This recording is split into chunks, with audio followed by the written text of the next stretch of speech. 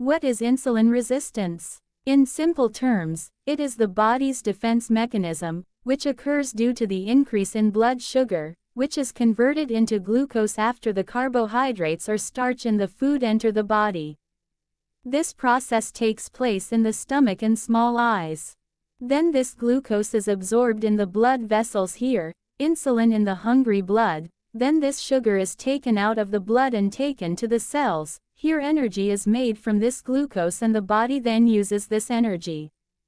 The job is to prevent blood sugar from getting too high, meaning that it is about 100 milligrams per deciliter, which should not be higher than the fasting glucose level, which is about less than a teaspoon if total.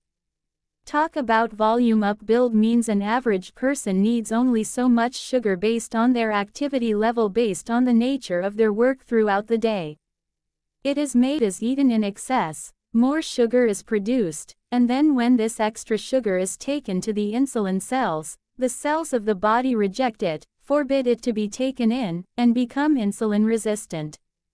And this condition is called insulin resistance. An average person in all over the world used to eat 14 teaspoons of sugar daily. This is an average number and it is about 24 kilograms of sugar per year. Now you can understand it easily. While our body does not need that much sugar, now the question arises, why is this and why does the body put so much effort to increase the blood sugar level to 100? And this is the most important point, because if it continues for a long time, the damage of blood sugar all the time is called neuropathies. This is because if it continues for a long time, the sugar in the blood always starts to damage the major body organs, including neuropathies. Nerve damage is called neuropathies. Nerves of the hands and feet, which are common in diabetics, are called nerve weakness. Damage to the optic nerve can lead to vision impairment, heart disease, stroke, diabetes. The question of the body's favorite fuel source, sugar, is raised as to how, if any sugar. It is argued that since the body chooses carbohydrates first over protein and carbohydrates, if given the choice, it will use carbohydrates first.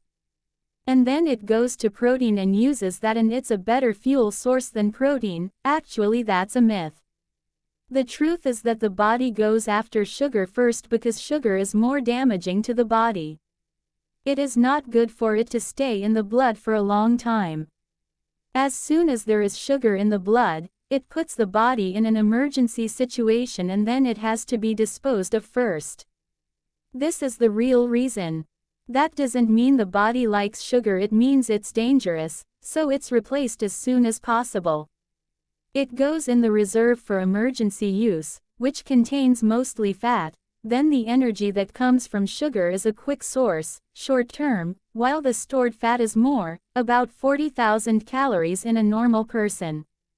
If the store is fat, then the body prefers fat for a long-term and sustainable source of energy. The performance of the body is better, its functions do not stop if you make it accustomed to using fat, because sugar is there now, not a little later.